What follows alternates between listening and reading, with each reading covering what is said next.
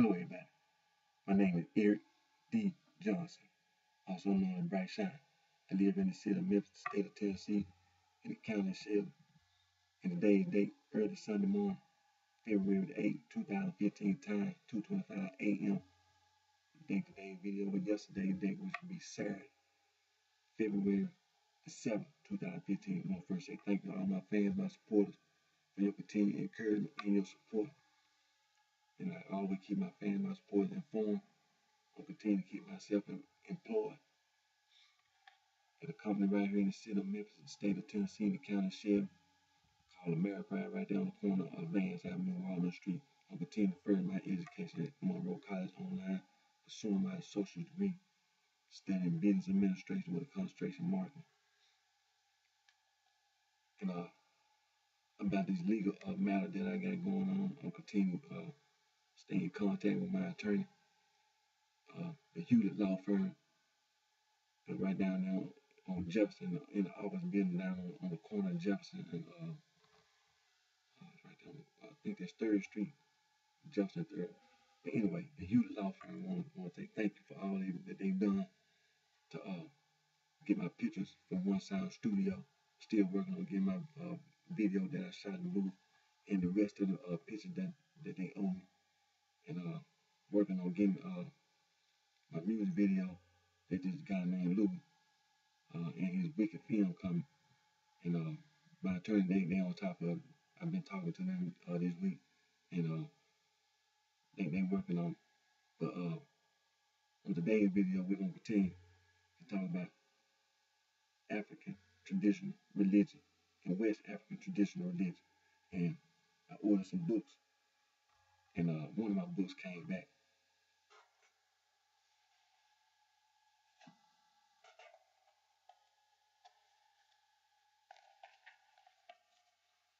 West African traditional religion. Wait, everybody. West African traditional religion by T.N.O. Kwakopomi. West African traditional religion.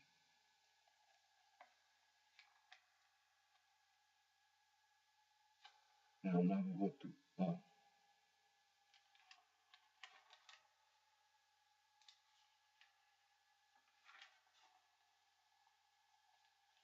I'll just tell you some of the contents. All right, it says Introduction to West African Traditional Religion. God in West African belief, the divinities, God and man, the rites of passage, magic, medicine, and witchcraft, God and society, and totemism and secret societies, and the future of West African traditional religion.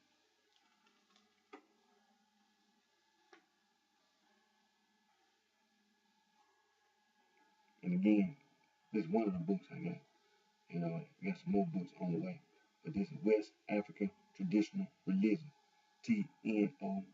Kwakopomi.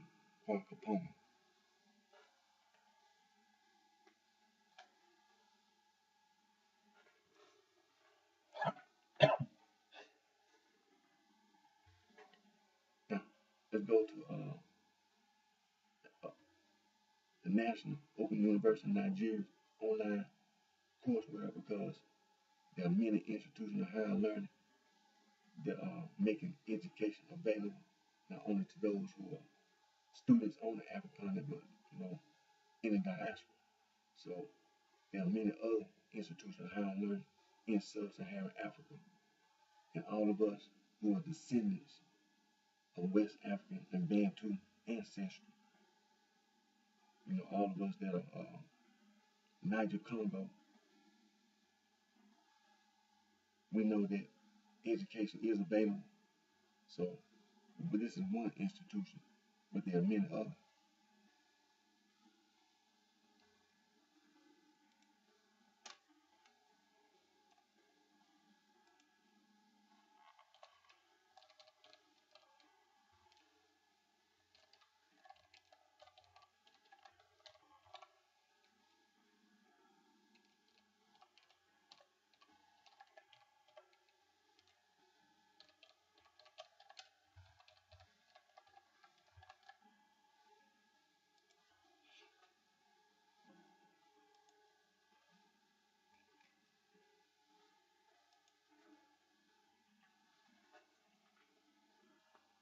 And like we was talking about, when you see all this, because it's all Afro-Asiatic, about Judaism, Christianity, and that Islam, Islam,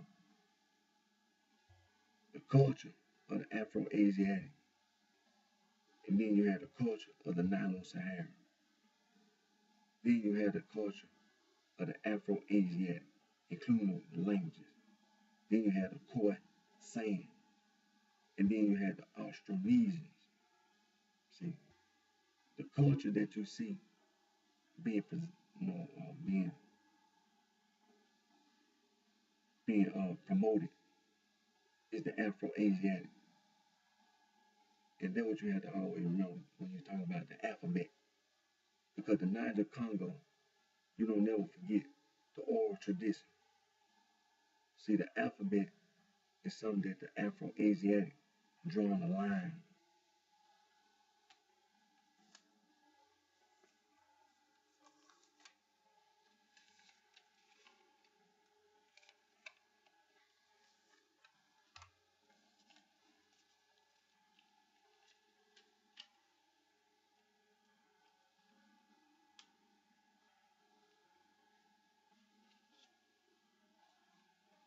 See, the Afro-Asiatic draw a line. They'll say that's the sun, and then they'll start worshiping the circle.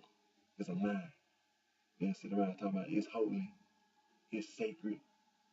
You know, get on your hands and knees, put your forehead on the ground because it's a circle. It's the sun. It's a line. You understand? It's a line. So,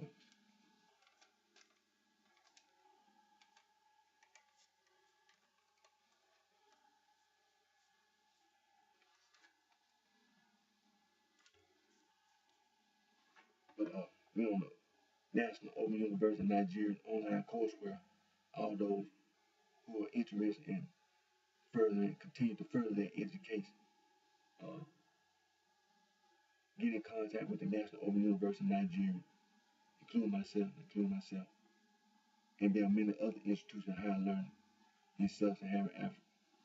And these institutions will be glad, to provide you with the information that you need. So let's go over some of the courseware. And I be intentionally going over the religious part because I'm continuing to talk about African traditional religion, West African traditional religion. Now we're in the School of Arts and Social Science, and we have Religion and Society, CTA 001, Introduction to the Study of Religion, CTA 003. Don't forget when we talk about religion, the many definitions of religion, and we were talking about the book that I read by Ibaloji, Dr. Ibaloji Adawu.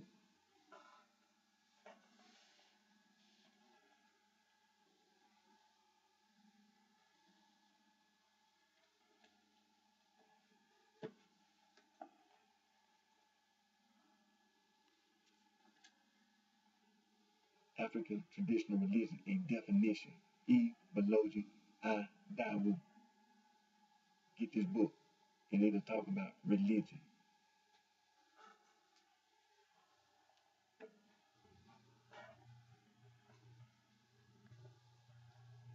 There are many definitions of religion. Remember, we were talking about the origin and the etymology of religio.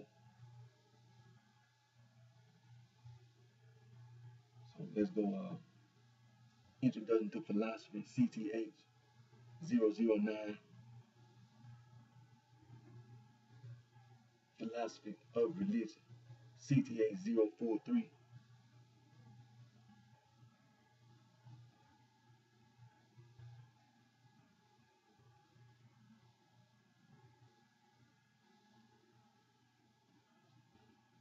Uh,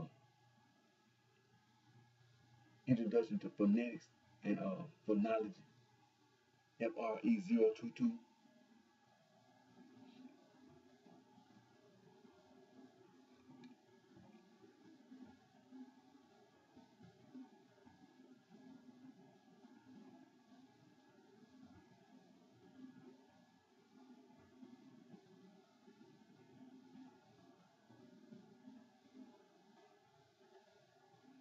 Introduction to Linguistics 1, LIN 111.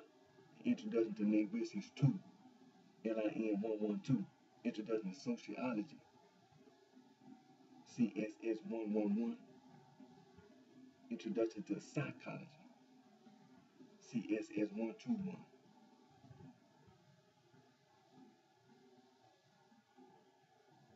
Types of Theology, CTH 122.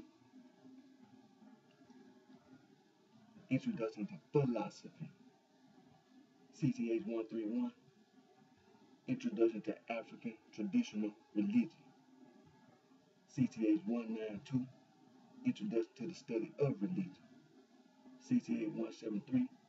Religion and Society, CTH 151.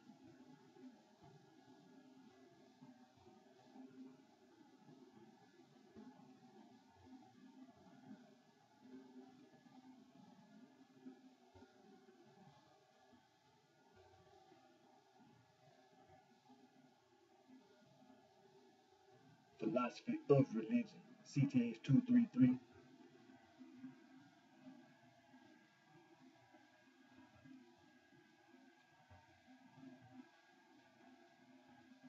Introduction to Phonetics.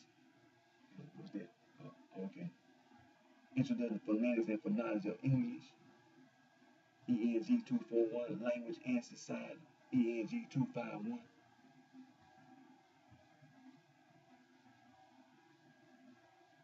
Introduction to Sociology 1, NSS 217.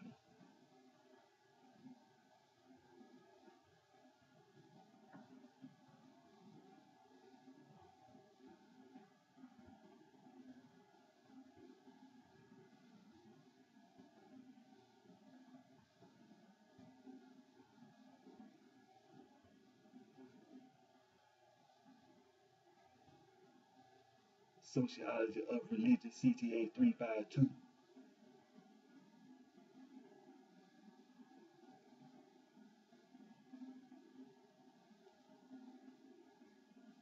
Introduction to Semantics, ENG 331. Introduction to Applied Linguistics, ENG 351. Introduction to Sociolinguistics, ENG 355.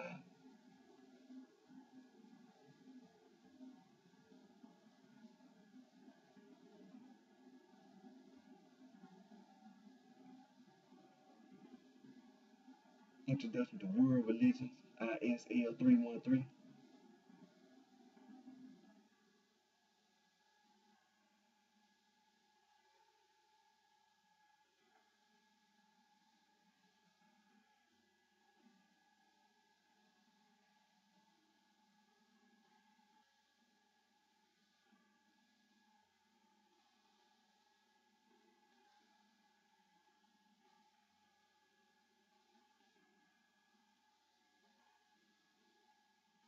African Traditional Religion and Culture, CTH 491.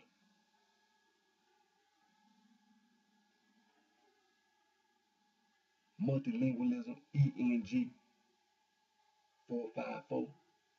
And Psycholinguistics, ENG 491.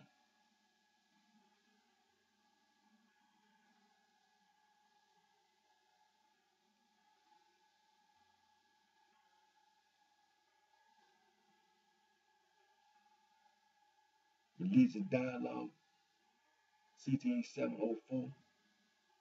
Systematic Theology, CTH 705, 721. Pastoral Theology, CTH 722. Theology of African Traditional Religion, CTH 792.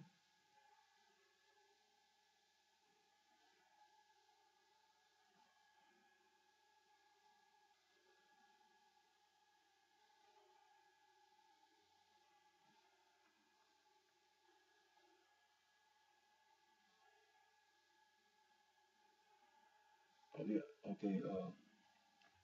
African Traditional Religious Mythology and Cosmology, 70. What's that? Is CTH 821. 821. Let me read that again.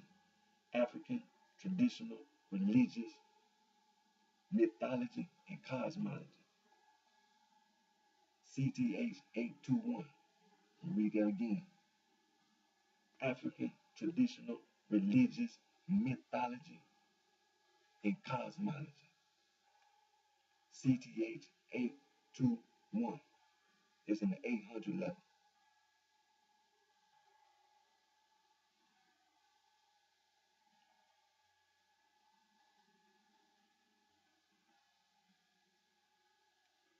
Now, that was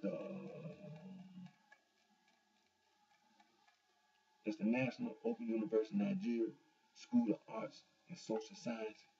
But then they also have School of Science and Technology,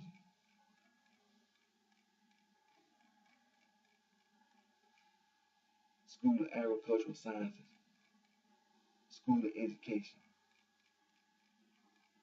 School of Law, School of Management Sciences.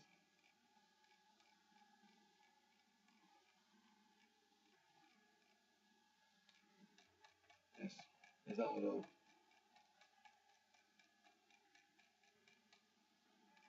Before I end, let's go over here to I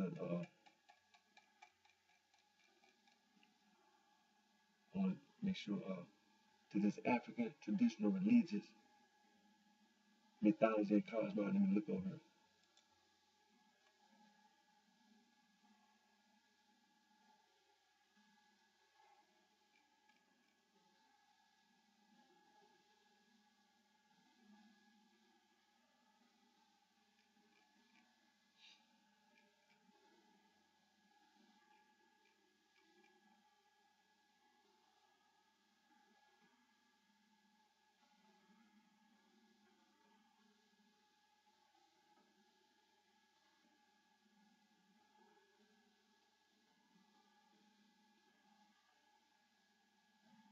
Okay.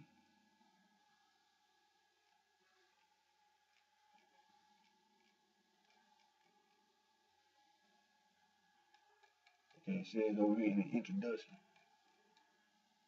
it says CTH 821 African Traditional Religious Mythology and Cosmology is a one semester 3 credits unit course and is available to all students as a course of master's degree program in Christian theology. The course is also suitable for anybody who is in the theological study of Christian faith and African traditional religion. The course consists of 21 units, which include Introduction to Religion, Definition of African Traditional Religion, the Structure of African Traditional Religion, the Trends in the Study of African Traditional Religion, the Methodology for the Study of African Traditional Religion, the Theories for the Study of African Traditional Religion, and the Taboos and Totems in African Traditional Religion, the definition of African religious mythology, the nature and origin of African religious mythology.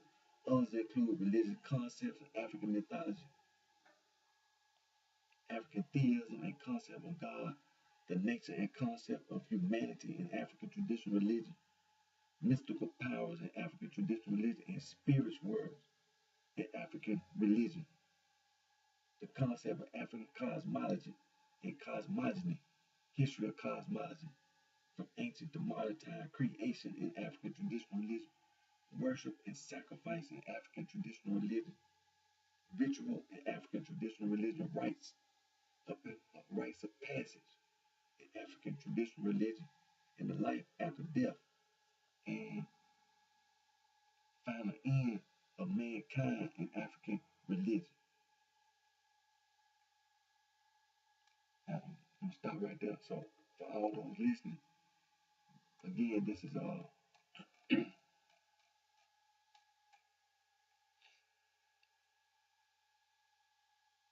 course code CTH 821 is in the 800 level. And the course title African Traditional Religious Mythology and Cosmology.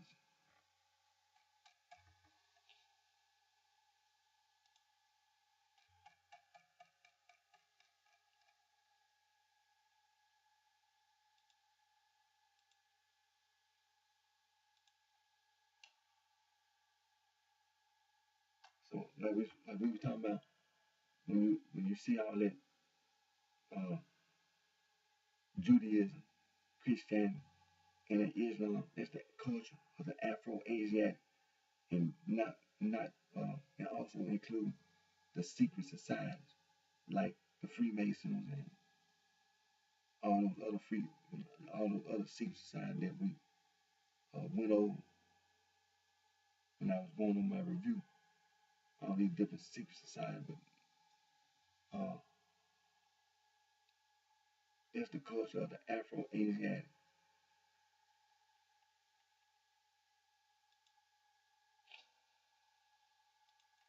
Now we're gonna go over the languages of Africa, and we're gonna start with the Afro-Asiatic.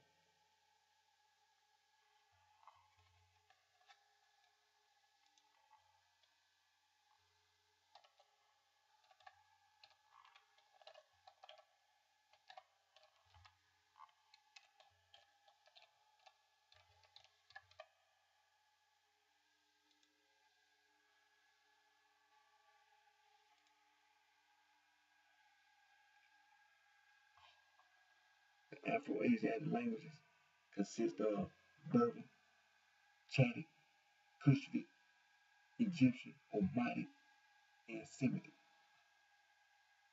So we're gonna start with the Semitic.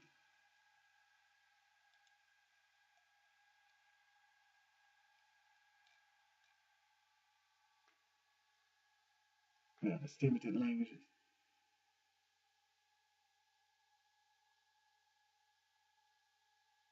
are they constitute a branch of the Afro-Asiatic language family, and they are Arabic, Amharic, Hebrew, Tigrinya, and Aramaic. And we're gonna start with the Hebrew.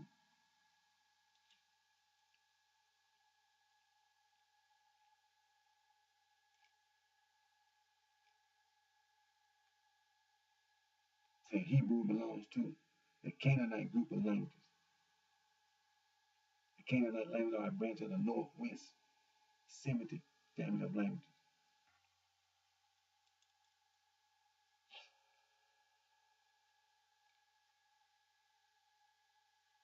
The Canaanites include the Israelites and the Phoenicians, Amorites, Ammonites, Moabites, and Edomites.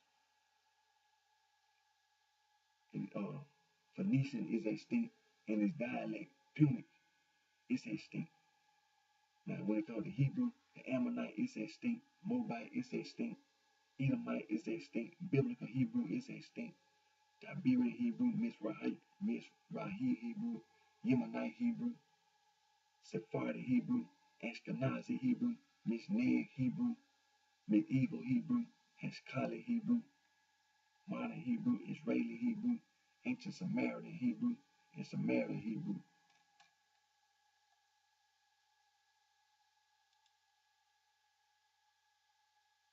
Now that was the Hebrew.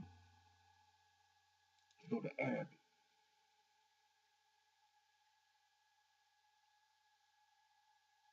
Arabic is a Central Semitic language, and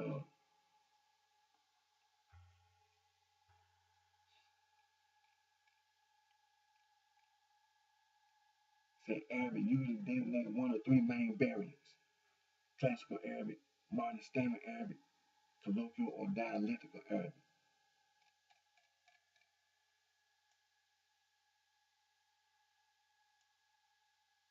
It said Arabic belongs to the Afro-Asiatic family.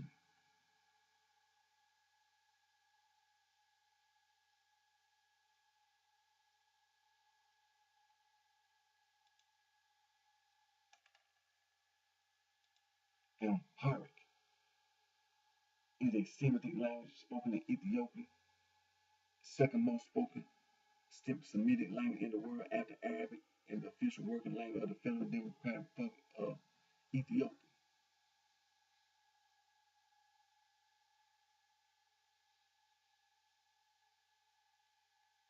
Said Amharic is written left to right using the Amharic Fidel, which grew out of the Ge'ez Abogida, called in Ethiopian Semitic languages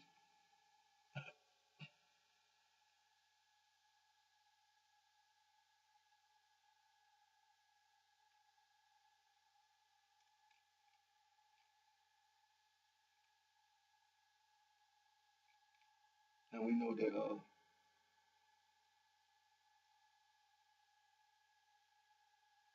the Amharic, the Ethiopians and all that, we're familiar with the Pan African movement, and that former emperor of Ethiopia, Haile Selassie, had made a visit down to Jamaica, and because of the Pan African movement, they started this Amharic study group, and started this Rastafari movement. And as we know, the historical record does bear witness that the people of Jamaica are a Bantu, and descendants of Bantu ancestry. And the Afro-Asiatic study group, the Amharic study group, was something that was introduced in modern time, but the people of Jamaica and in the Caribbean, based on the historical record, are Bantu, are descendants of Bantu ancestry.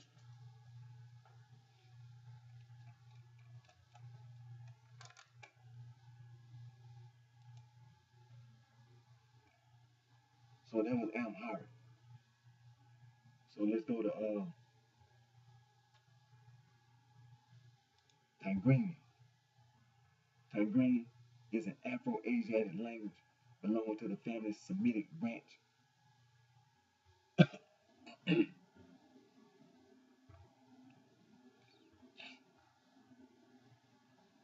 It says that in 1958 it was replaced with the southern Ethiopian language Amharic prior to its annexation.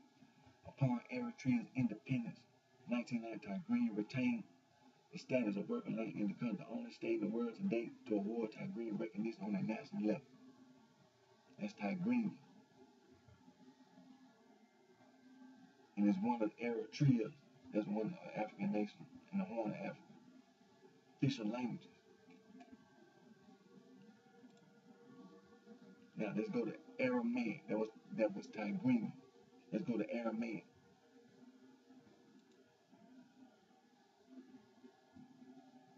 Aramaic is a family of languages or dialects belonging to the Semitic family. It is a part of the Northwest Semitic subfamily, which also includes Canaanite languages such as Hebrew and Phoenician. It said the history of Aramaic is broken down into three broad periods: Old Aramaic, Middle Aramaic, and Modern Aramaic.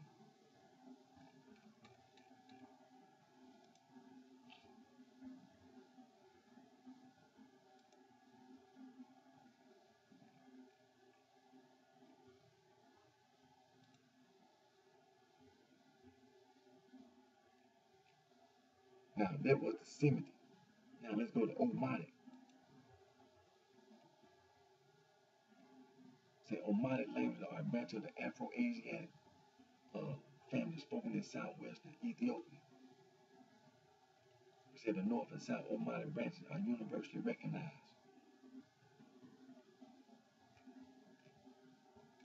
Now, that's Omatic.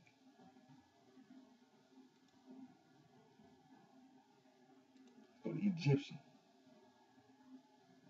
Said Egyptian is the oldest known language of Egypt and a branch of the Afro-Asiatic language family. Scholars group the Egyptian language into six major chronological divisions: Archaic Egyptian language, Old Egyptian language, Middle Egyptian language, Late Egyptian language, Demotic Egyptian language, and Coptic Egyptian language.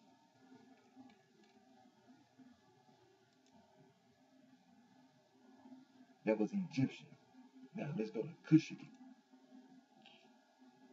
The Cushitic languages are a branch of the Afro-Asiatic language family, spoken primarily in the Horn of Africa, Somalia, Eritrea, Djibouti, and Ethiopia, as well as the Nile Valley, Sudan, and eastern parts of the African Great Lakes region, Tanzania, and Kenya.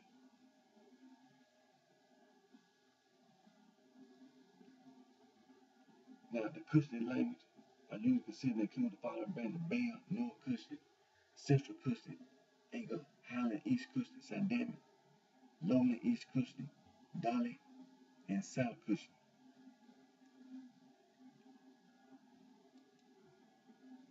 That was the Cushitic. Now,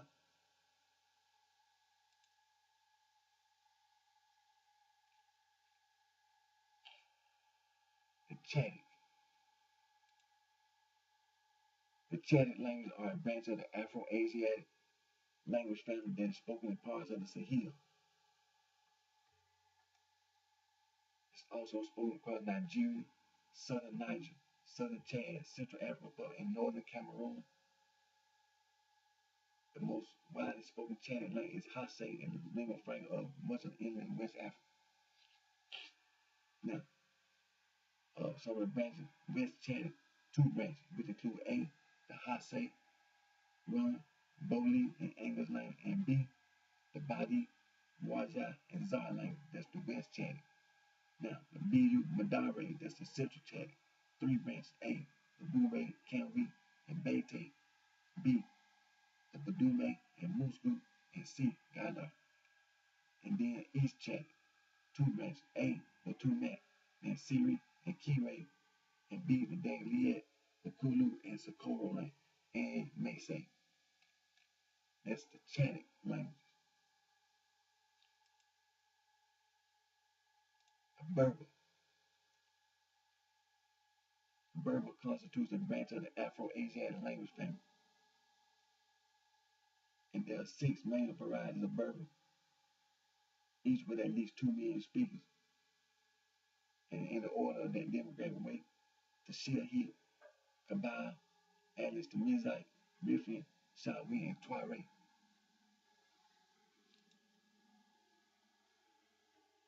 And that was the Berber. And all those languages: the Semitic, Omani, Egyptian, Cushitic, Chadic, and Berber, are the Afro-Asiatic language family. Now let's go to the Nilo-Saharan.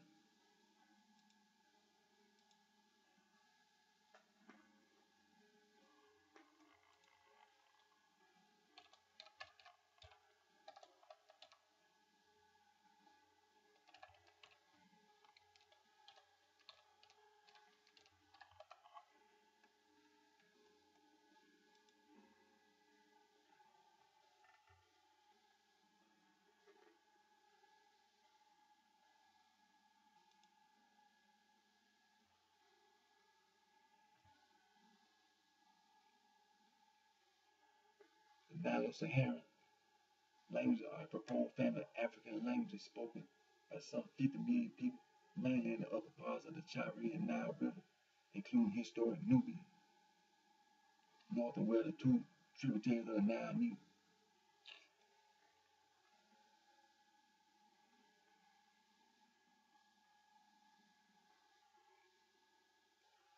And the languages: Luo,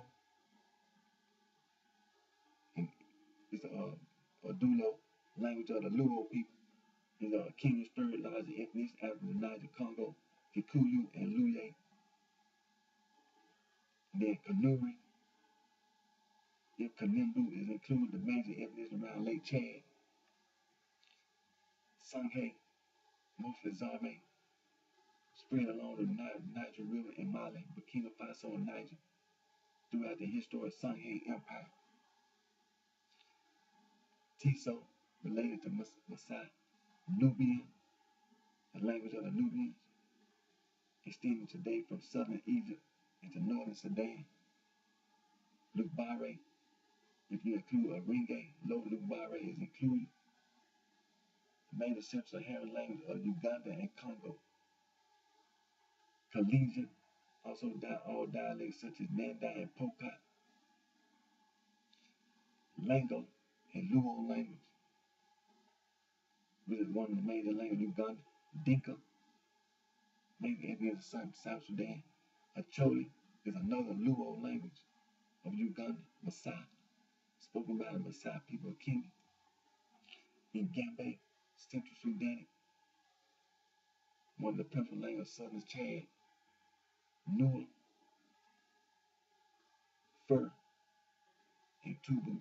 And Tubu have two main dialects, the Zage and Tidage.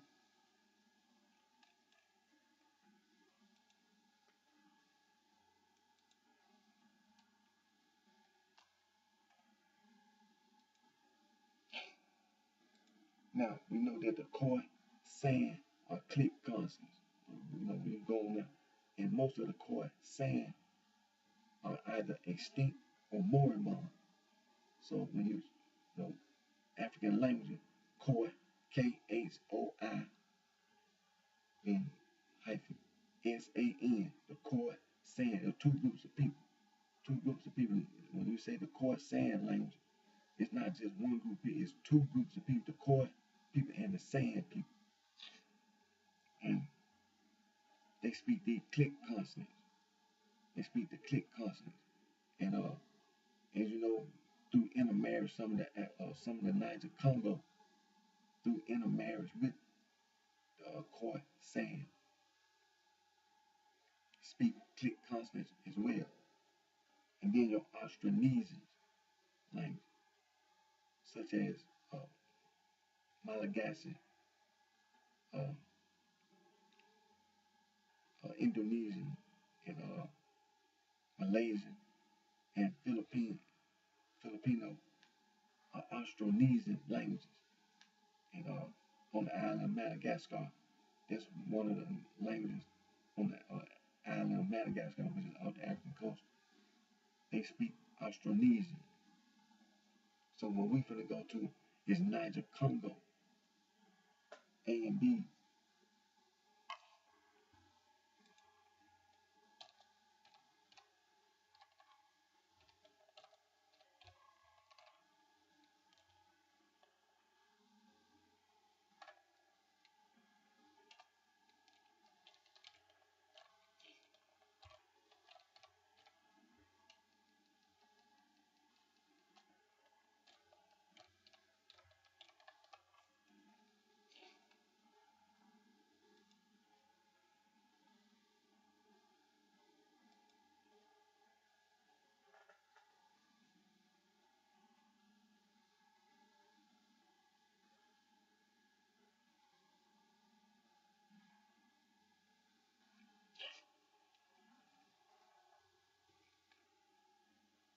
The Niger Congo language constitutes one of the world's major language families. And Africa larger in terms of geographical area, number of speakers, and number of distinct languages.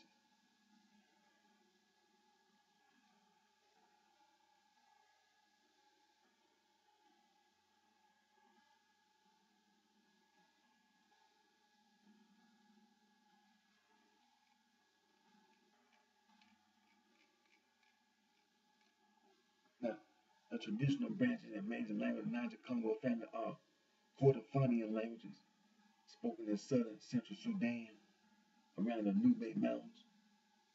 The Mandi, spoken in West Africa, include Bambara, the main language spoken in Mali, also as well as Soniki, the language spoken mainly in Mali, but also in Senegal and Mauritania. Ajo in Nigeria, including Ajo and Defake. Dogon, spoken in Mali.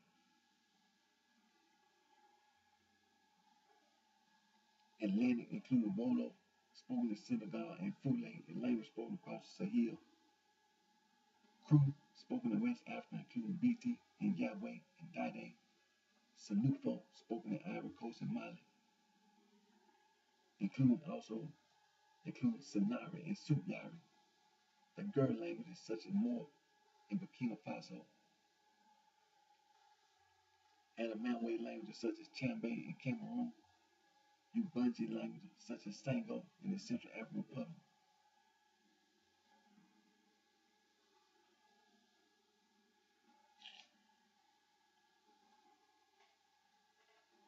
Kwe includes Akan, spoken in Ghana, Volta, Niger, West Benue, Congo, the GB language spoken in Ghana, Togo, Benin, and Nigeria of Iwi,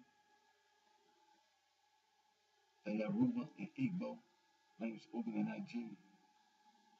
East Benue Congo, including the very large Bantu family, Swahili, Congo, and Zulu, and many other languages of Central and Southern Africa.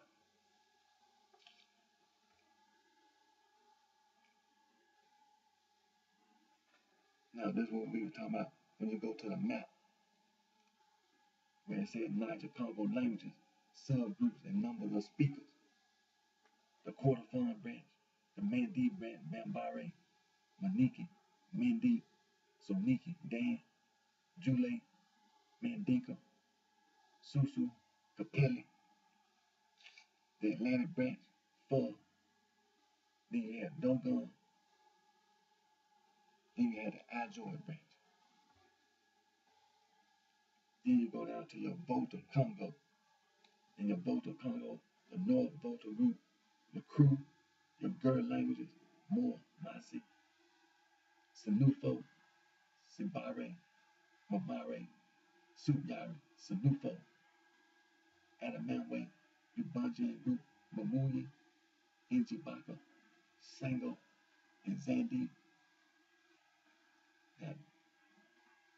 Now you have South Volta, your Kwe language, Akan, Ashanti, Iwi, Bali, Fon, Kadami, and Anya.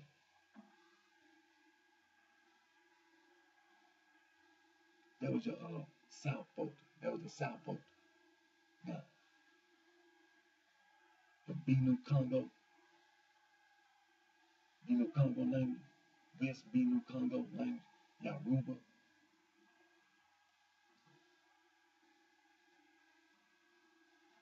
Edo, Igbo, Nupe, Adone.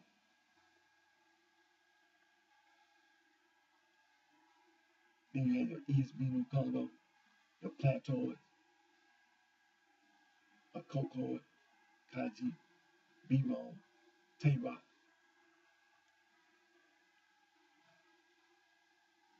Korowofe. And then you have your Bantoid cross language.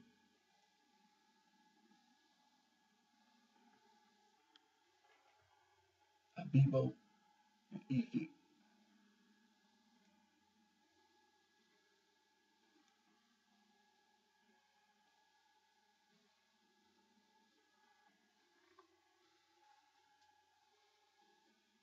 Bantoid languages. Northern Bantoid, Dacoid, Nambloid, Takaroid, Gyroid. Then you have your Southern Bantoid, Tia, Ecoid, Inyang, Grassfield language, Bidi, Fang, Ningale, Gikuyu, Kambe, Gusi, Miru, Sukume, Inyawisi, Swahili, Gogo,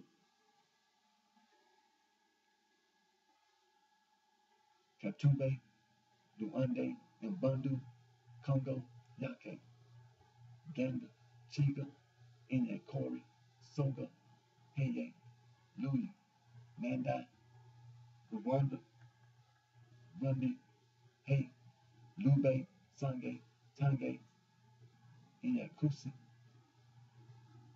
Inyakuse, Ingandi, Inyanje, Tambunke, Sine, Makawa, Yo, Ingulu, Wakandi, Mbundu, Iriro, Shone, Inda, North Soto, Pida, South Soto, Tiswane, Loza, South Indibili, Zulu, Tisange, Jose, Tiswe, Mange, Chopa, Northern Indibili, and Swazi, and Dende. All this Niger, Congo, A and B's.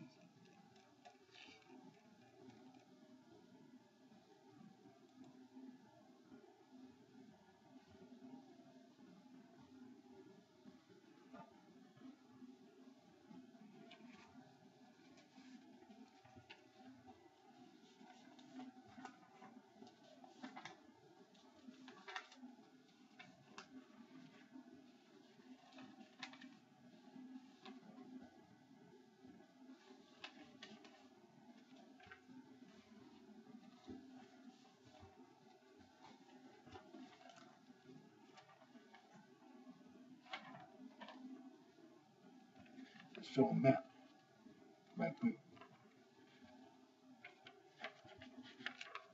The languages of Africa.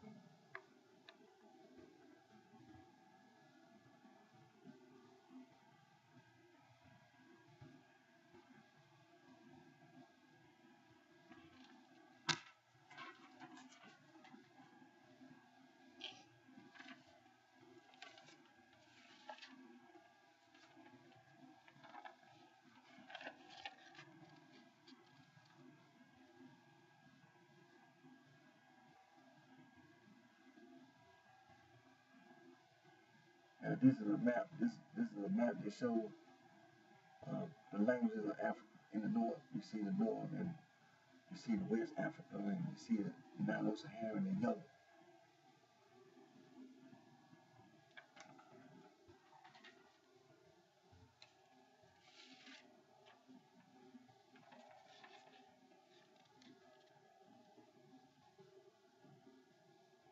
And this is a map showing the Bantu languages of Africa. Seeing the green, the court, sand. Then on the island of Madagascar, the in Australasia.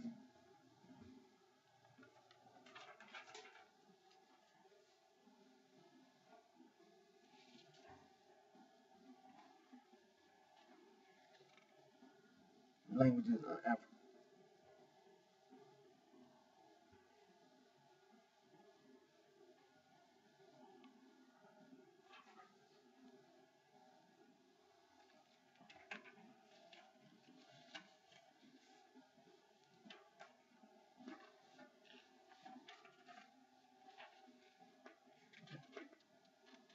This is the Afro-Asiatic map.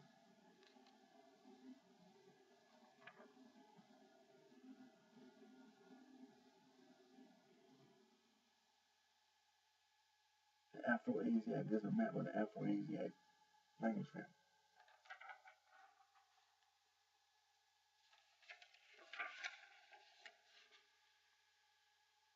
So this is a map showing the Afro-Asiatic.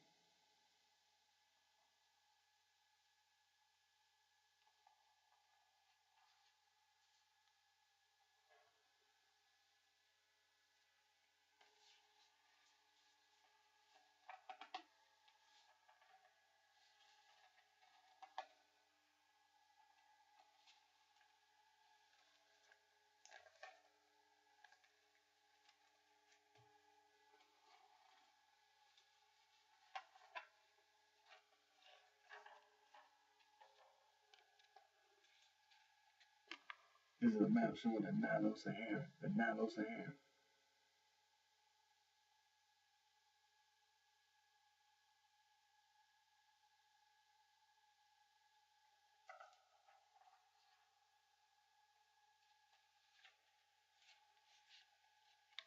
There's another map showing the Nilo-Saharan.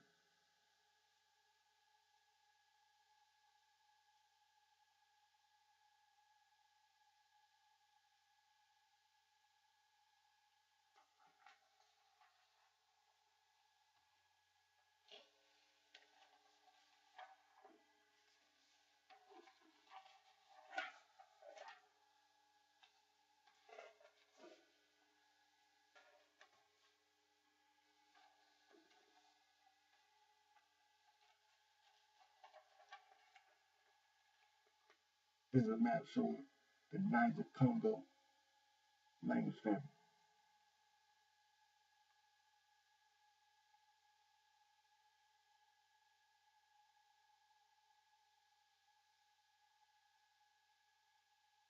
Niger-Congo, A and B.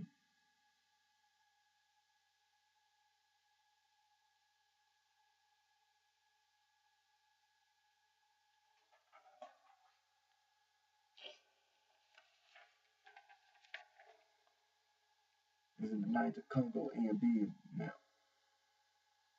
It shows Niger-Congo languages, primary branch, Volta Congo, South Volta, Bantu, Bantoid, beside Bantu, other East Benue Congo, West Benue Congo, and Quay. That's your South Volta. Then you have your North Volta, Kru, Sinufo, Gur Volta languages, Adamawa, Ubundian language. That's your North Volta. Then you have your other primary branches, your Kordofan, your Mandi, your Atlantic, and your Dogon.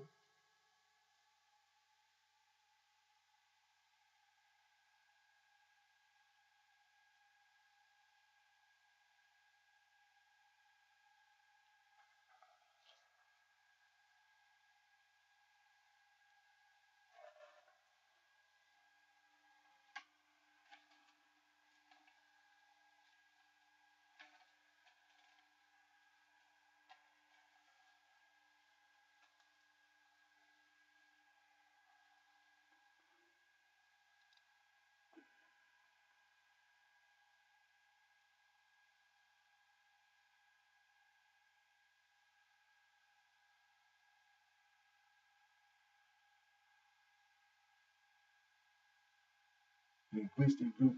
This is a map of Nigeria. Now you see up there where it says the Kanuri, that's the Nilo-Saharan. Now we know in the news, Boko Haram, which is the Afro-Asiatic Chadic group, they speak Hase. Boko Haram, they be up there in the Nilo-Saharan, in that area, up there. They be up there.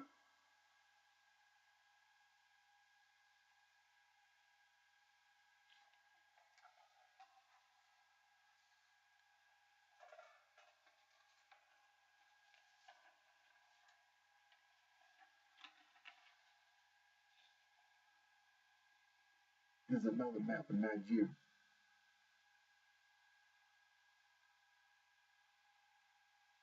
It shows the languages distribution.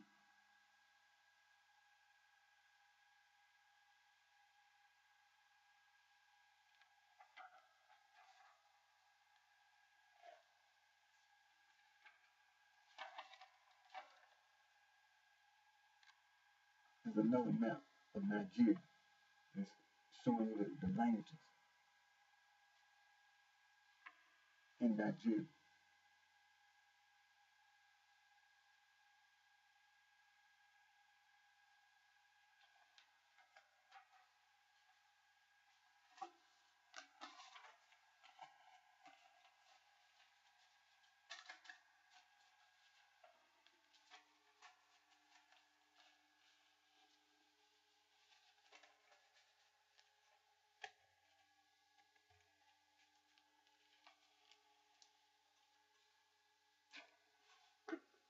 Now, we're gonna go online.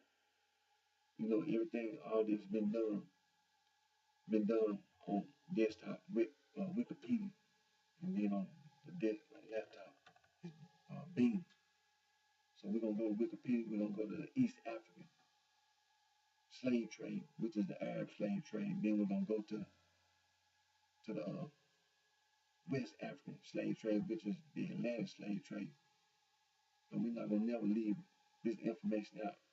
Every opportunity that I have, we're gonna continue to present this information because there are many, many people over this planet that are Niger Congo.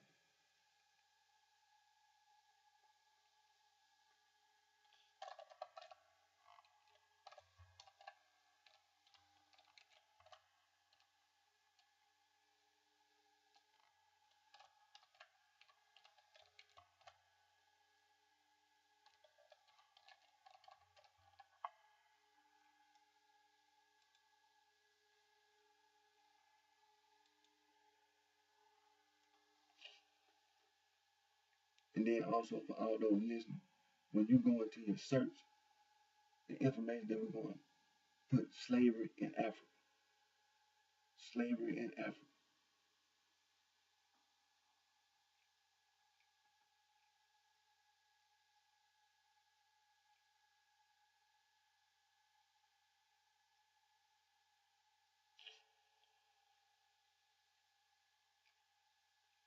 Now, when you talk about the Horn of Africa, it's going to talk about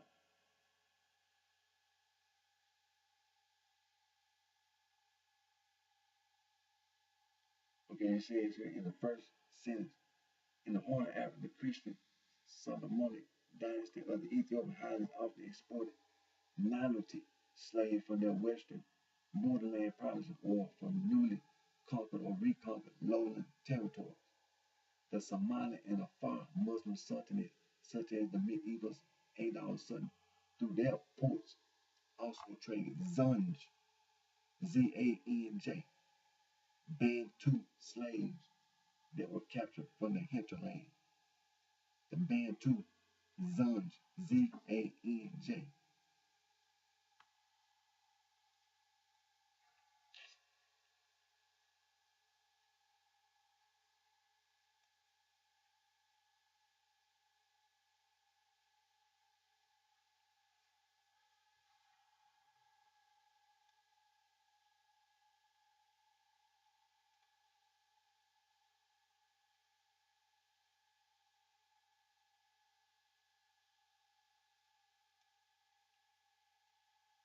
Now it says here, still in the Horn of Africa, it says Bantu adult and children slave referred to collectively as Jarir, Jareer, Jarir, by their Somali masters, were purchased in the slave market exclusively to do work on plantation grounds.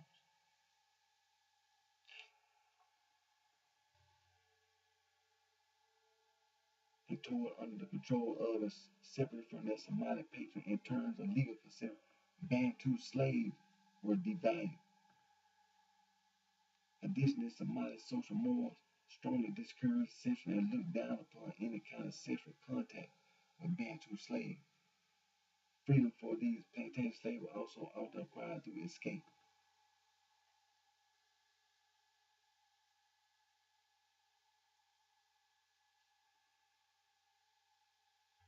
So that's in the Horn of Africa, Bantu, Zanj, Z-A-N-J, were slaves in Ethiopia and Somalia.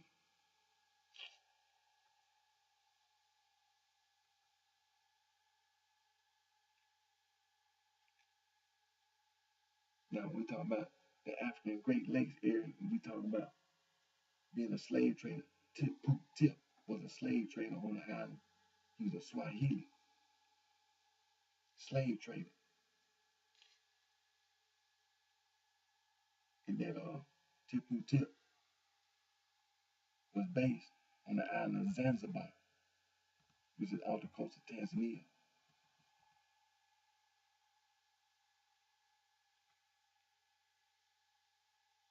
And that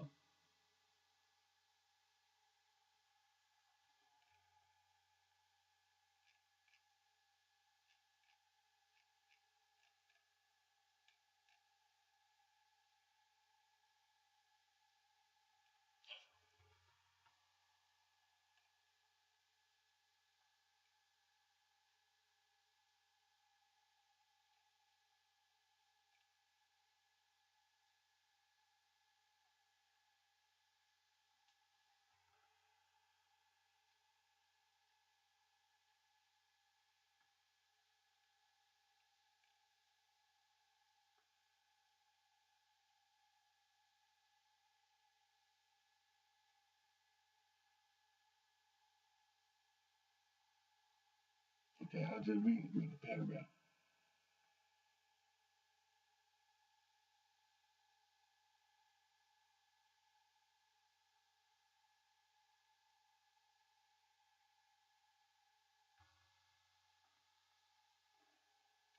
Now,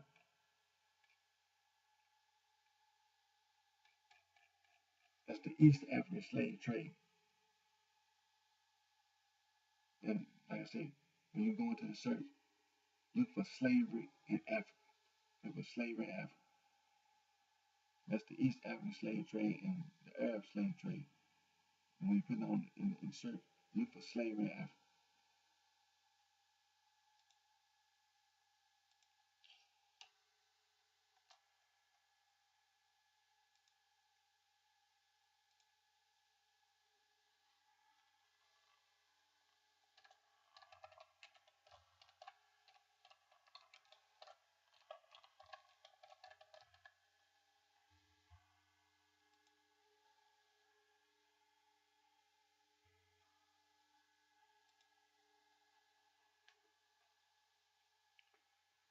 When you're looking up the West African slave trade, look up Atlantic slave trade. Look up Atlantic slave trade on Wikipedia. Atlantic slave trade on Wikipedia.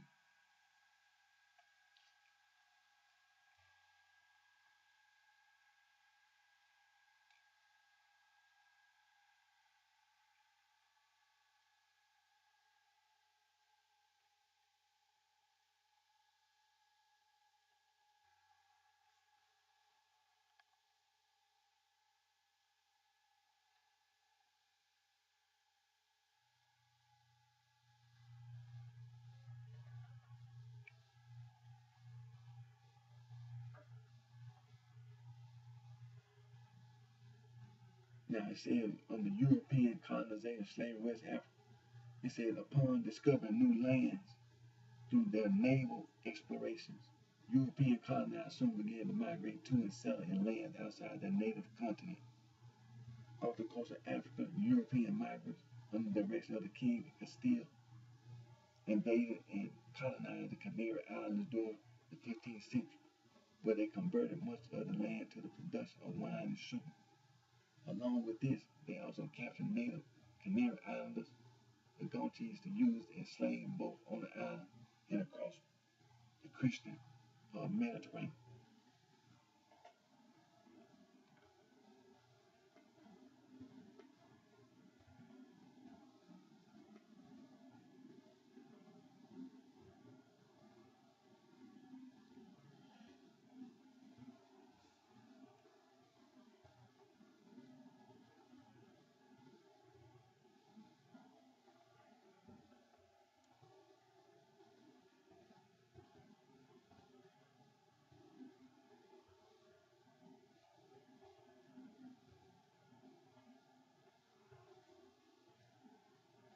Okay, it says here,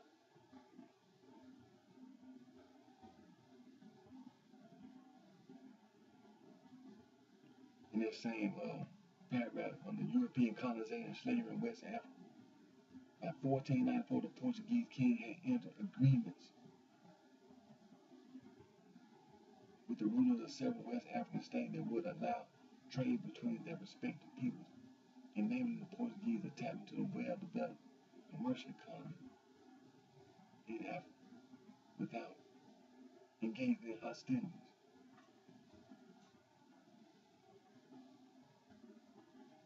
The 16th, 17th, 18th century, the Atlantic slave trade is customarily divided into two eras, known as the first and second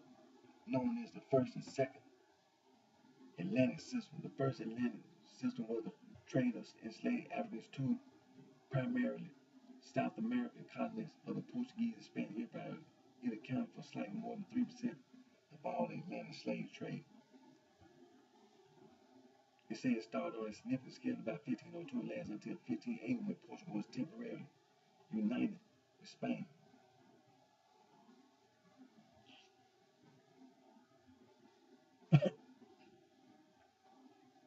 The second Atlantic slave trade of enslaved Africans by mostly European, Portuguese, French, and Dutch traders. The main destination of this trade were the Caribbean colonies in Brazil, and European nations built up economically slave-dependent colonies in the New World. Slightly more than 3% of the enslaved people exported from Africa were traded between 1450 and 1600 and 16% in the 17th century.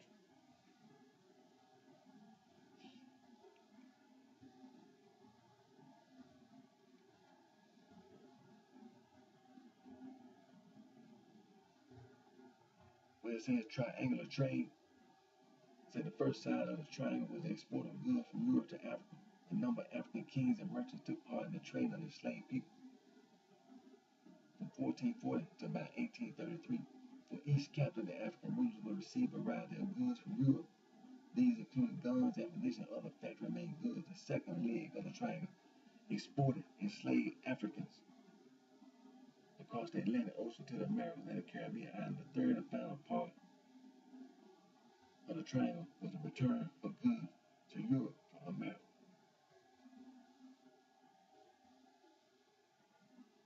It said the goods were the products of slave labor plantations, including cotton, sugar, tobacco, molasses, and rum. Sir John Hawkins, considered the pioneer of the British slave trade was the first to run the triangle train, uh, making a profit at every stop.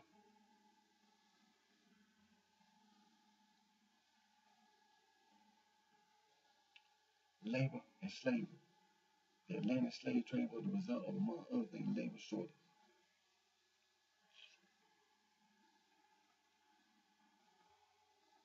Itself in turn created by the desire of European continent to exploit New World land and resources for capital profit. Native people were at first utilized as slave labor by Europeans until a large number died from overwork and old world diseases.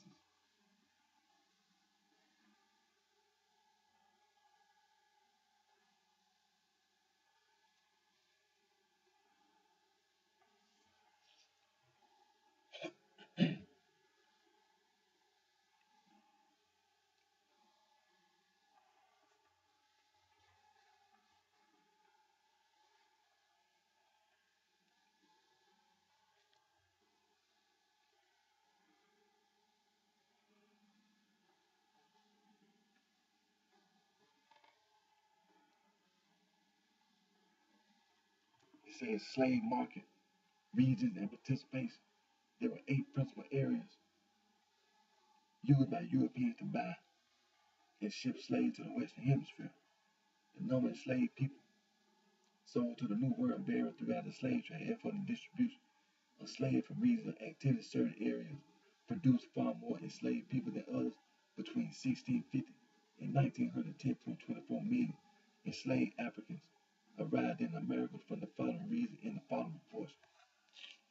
Senegambia, Senegal and the Gambia 4.8%. Upper Guinea, Guinea-Bissau, Guinea and Sierra Leone 4.1%. Windward Coast, Liberia and Cote d'Ivoire 1.8%. Gold Coast, Ghana and east of Cote d'Ivoire 10.4%. Bight of Benin, Togo, Benin and Nigeria west of the Niger Delta 20.2%. Bight of Biafra, Nigeria east of the Niger Delta, Cameroon, Equatorial Guinea and Gabon 14.6%. West Central Africa, Republic of Congo, Democratic Republic of Congo, and Angola, 39.4%. Southeastern Africa, Mozambique, and Madagascar, 4.7%.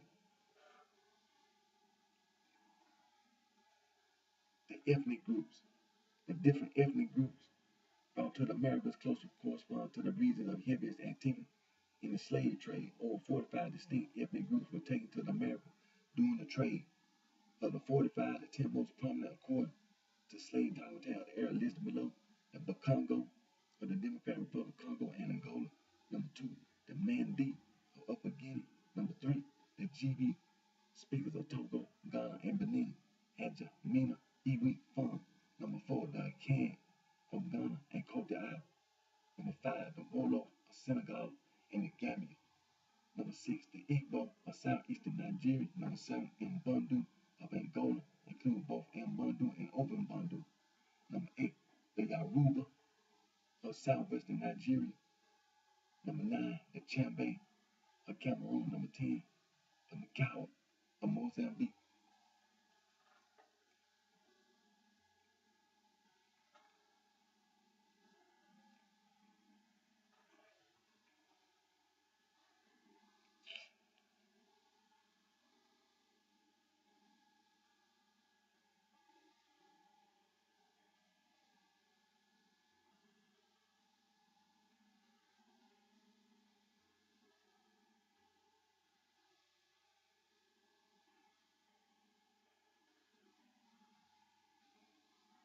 Where it said European competition to trade of enslaved Africans in the Atlantic has its origin in the exploration of Portuguese mariners down the coast of West Africa in the 15th century. Before that, contact with the African slave market was made to ransom Portuguese who had been captured by the intense North African barbary pirate attacks on Portuguese ships in coastal villages, frequently leaving them depopulated. Said the first Europeans to use enslaved Africans in the New World were the Spaniards, who sought auxiliaries for their conquest expedition laborers on islands such as Cuba and Hispaniola,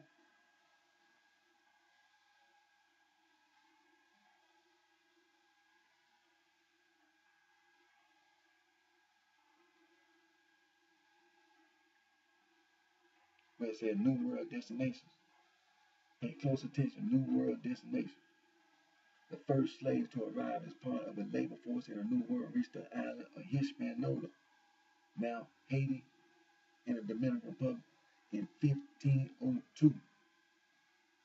Cuba, pay close listen, Cuba received its first 4 slaves in 1513. Jamaica received its first shipment of 4,000 slaves in 1518. Slave exports to Honduras and Guatemala started in 1526. The first enslaved Africans to reach what would become the United States arrived in January 1526, part of a Spanish attempt to colonize South Carolina near Jamestown. By November, the 300 Spanish colonies were reduced to 300, and their slaves was 100 to 7. The enslaved people revolted and joined a nearby Native American tribe. While the Spanish abandoned the colony altogether, Colombia received its first enslaved people in 1533.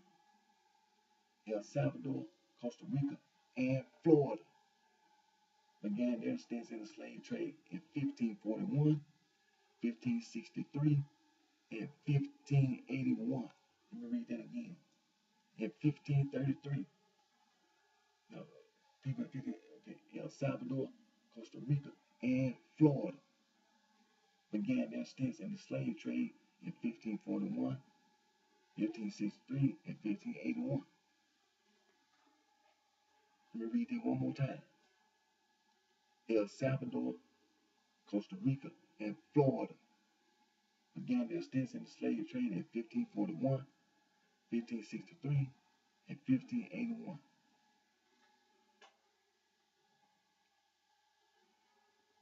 It says the 17th century saw an increase in shipments with Africans arriving in the English colony of Jamestown, Virginia in 1619.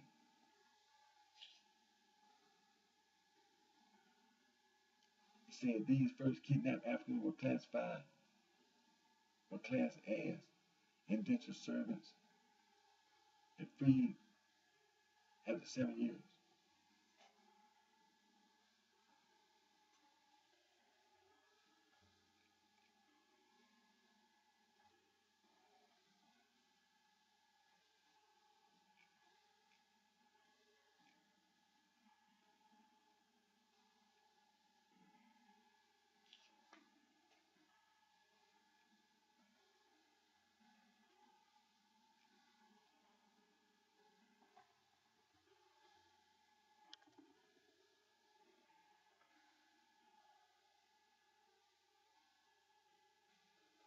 You see,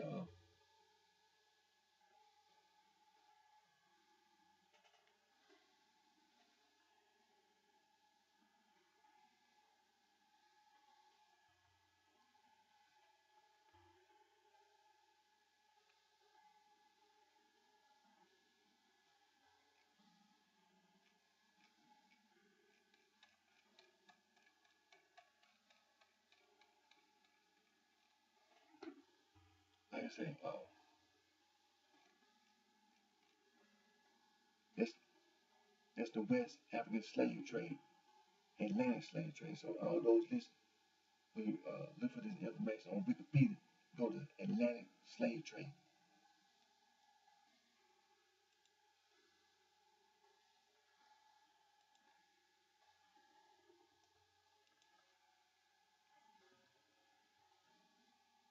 Now, we were talking about the Gulf of Mexico.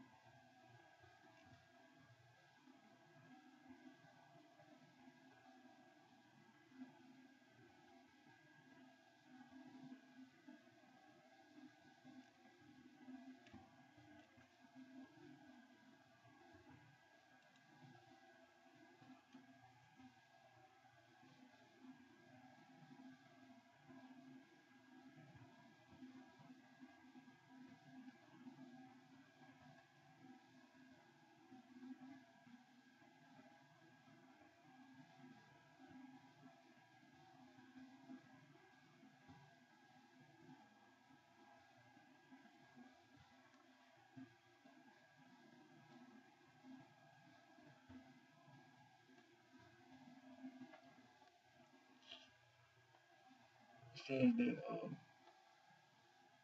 by Veracruz, that as in other parts of America, the indigenous people suffer from epidemics of European infectious disease and maltreatment, which decimated the population after contact.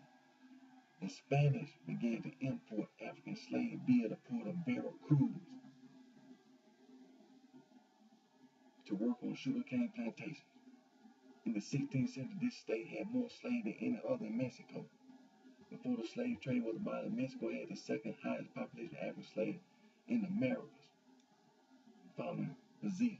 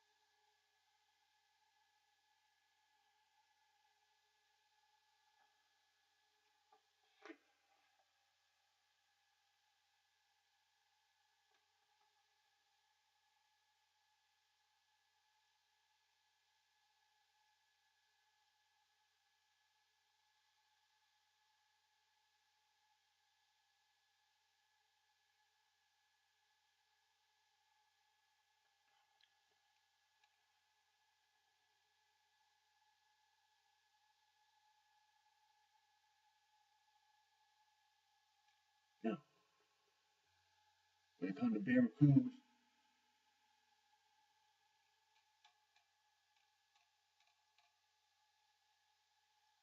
you got two places. You can go to Veracruz City on Wikipedia, then you can go to Veracruz on Wikipedia.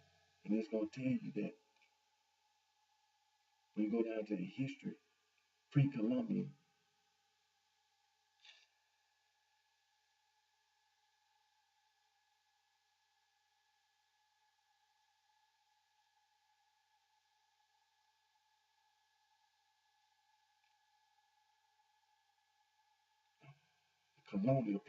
colonial period,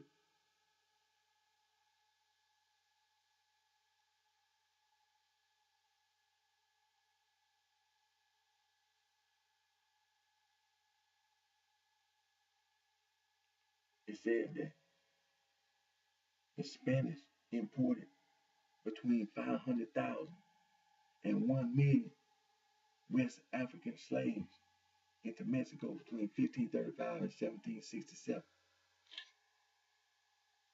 This is named between indigenous The African population began almost immediately. New Spain did not have any law prohibiting interracial marriage, hence the correct term is Afro-Mestizo, which includes all three races, indigenous, African, and Spanish. So that's on that Veracruz on Wikipedia, where it says, well, colonial period.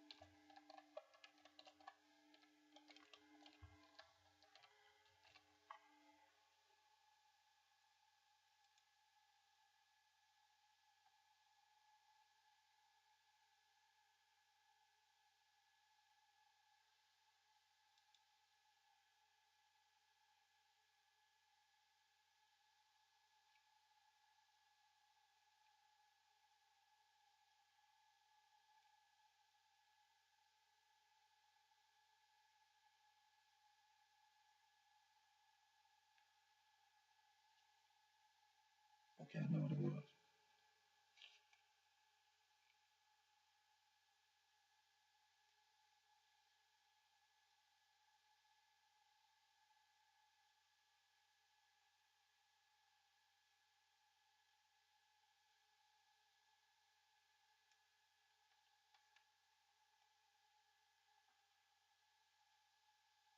Now,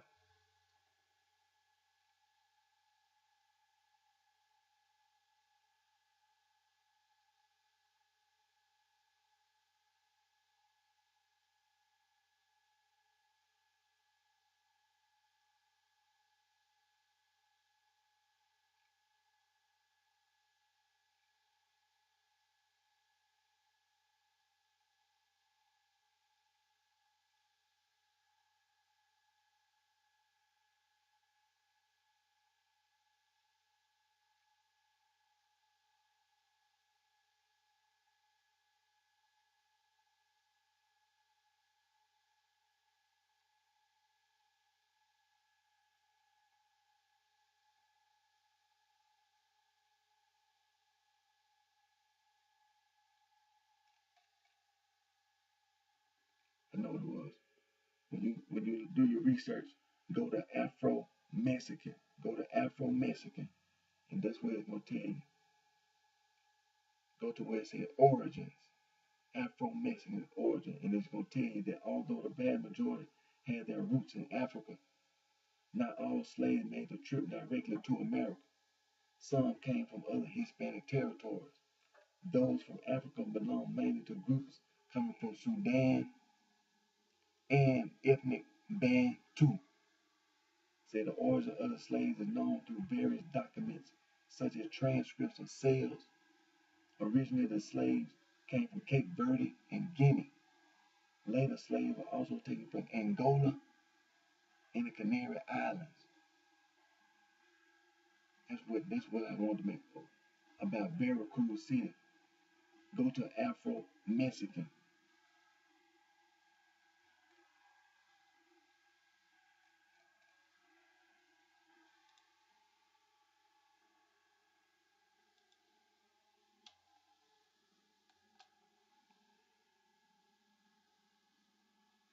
Now we're gonna go to Galveston, Texas.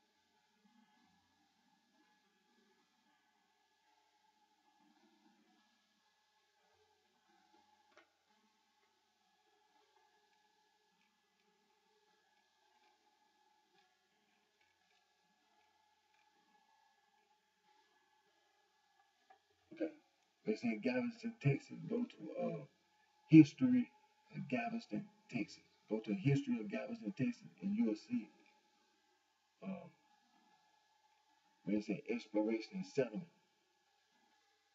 It says the city of Galveston became important in the slave trade, established itself as the largest slave market west of New Orleans. Census records from 1860 show a population of 1,178 slaves and 2 free blacks, compared to 6,000 free persons living in the city.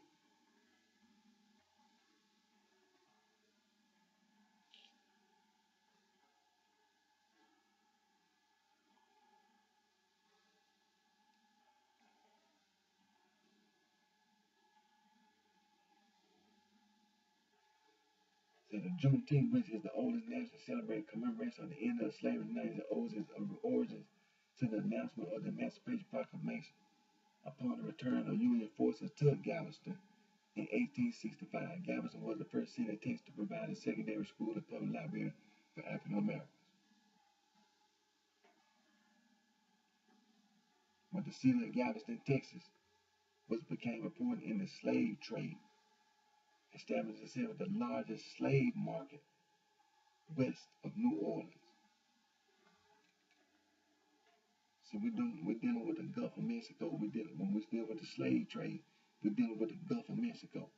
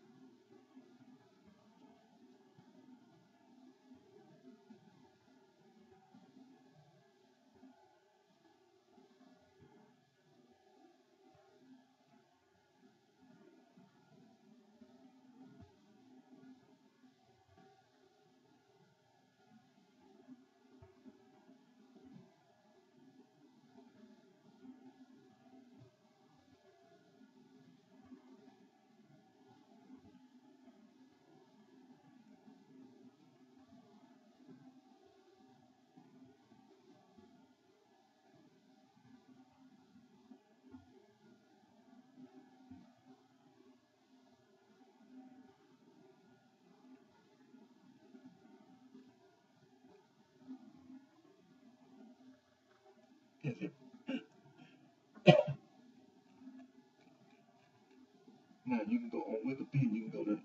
it says New Orleans.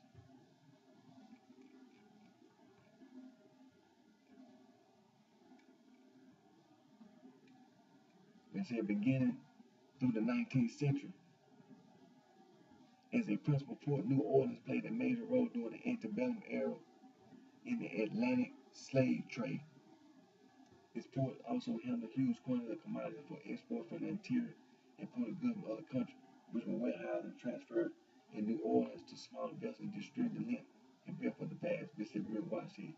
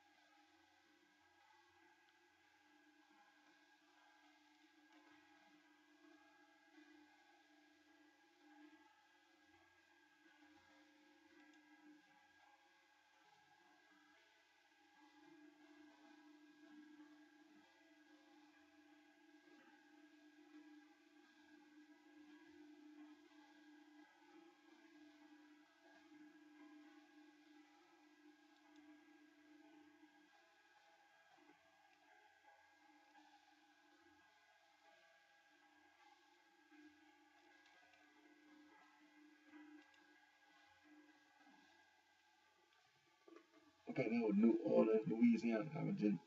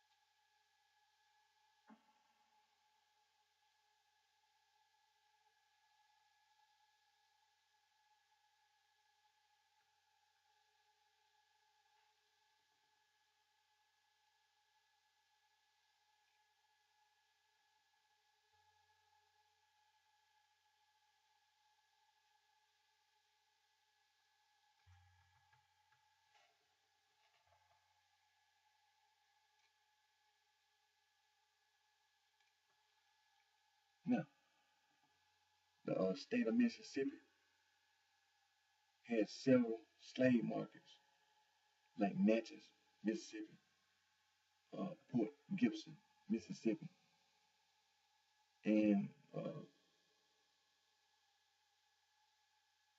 Vicksburg, Mississippi, Woodville, and Jackson, Crystal Spring, Aberdeen. They said the history now, Mississippi. Uh,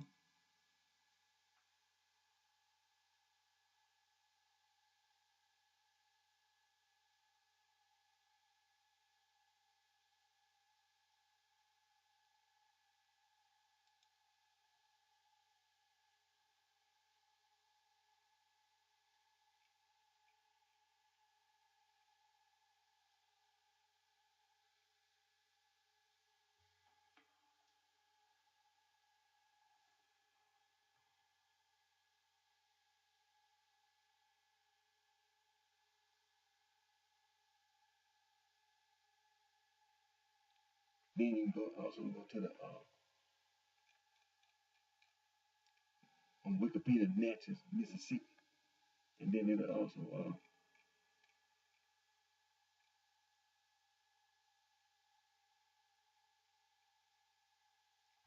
it says in the antebellum, 1783 and 1860. Scroll down where it says the Fort Sodor Road Market had the highest volume of slave sales in Natchez, and Natchez had the most active slave trading market in Mississippi. This also stimulated the city wealth.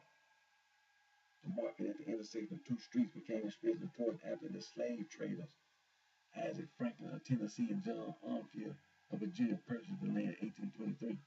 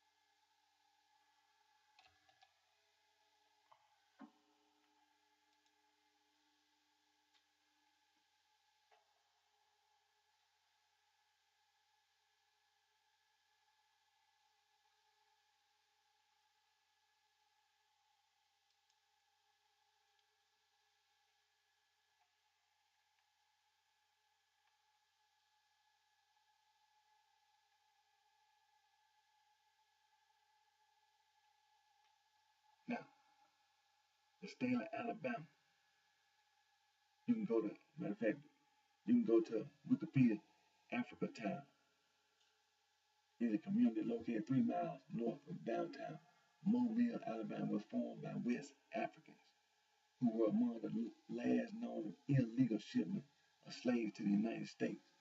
These people created their own community, retained their customs and language following the American Civil War.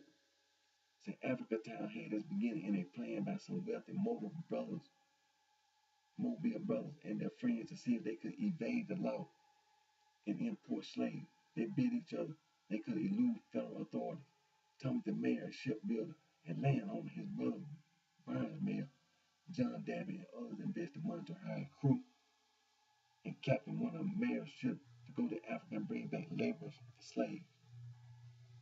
They used them, the mayor's ship Clotilde, under Captain William Foster. They sailed in 1860 from Ghana, West Africa, for its final destination of Mobile. More than half a century after the slave trade had been outlawed, over 100 Africans were aboard, having been sold into bondage by the king of Dahomey.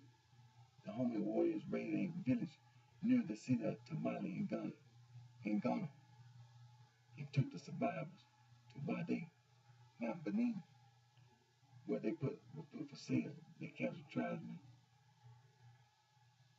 and sold for $100 each. to verify captain of the flotilla. In July 1860, the flotilla entered Mobile Bay and approached the port of Mobile. Captain Foster lowered the slave onto a riverboat and sent them ashore, and then set fire to the flotilla to hide the evidence of the crime. The Africans were distributed among the parties waiting to investigate intervention. Federal authorities learned this illegal activity and prosecuted Mayor and his partners.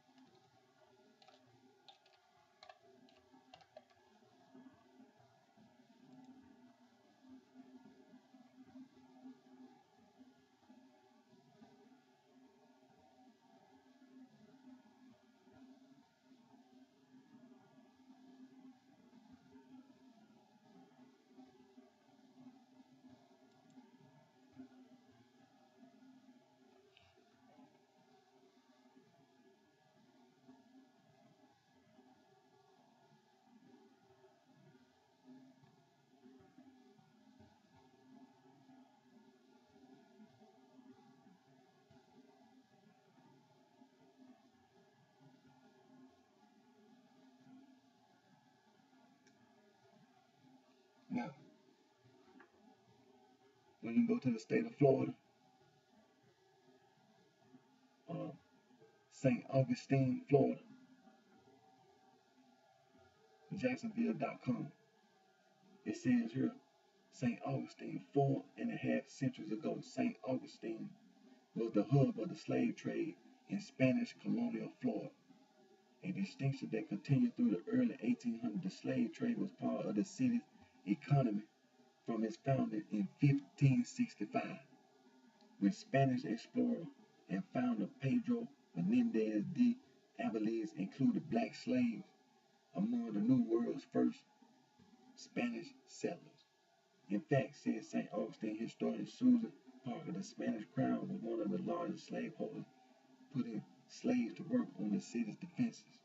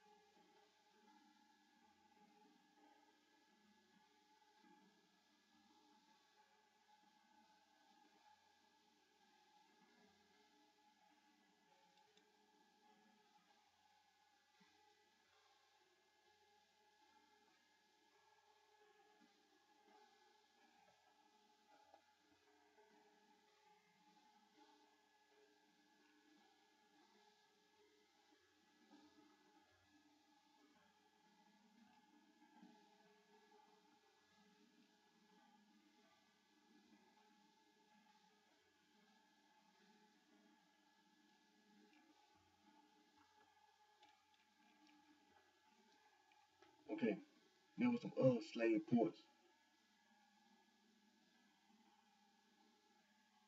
in the state of Florida, but I'm not gonna take up too much more time. But the point being that the Gulf of Mexico, those states, Texas, Louisiana, Mississippi, Alabama, and Florida, and as you know, the state of Florida had the first, during the Spanish colonial, 15 first slaves came to the state of Florida. But then after that, slaves were still coming like in, in the Gulf of Mexico, like the Florida Panhandle on the west coast of Florida. So do your own research, but we know that them slaves were banned too in the 15th. They were bringing slaves from Angola, because they had already been bringing slaves to Brazil from Angola. So they were still bringing slaves from Angola to destinations here in the Western Hemisphere. We know there wasn't no slave ship going that came from the continent of Africa to modern day Canada.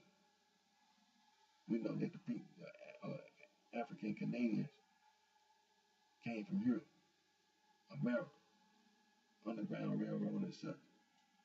But there was no slave ship that came to Canada. In this video, and again, my name is Eric D. Johnson, also known as BrightShine. I live here in the city of Memphis, state of Tennessee, in the county sheriff. You know, I want to say thank you to all my fans, my support for your continued encouragement and support. And I'm still working on my entertainment interest and my music interest. And until my next video, take care of yourself. I wish each and every one of you the very best.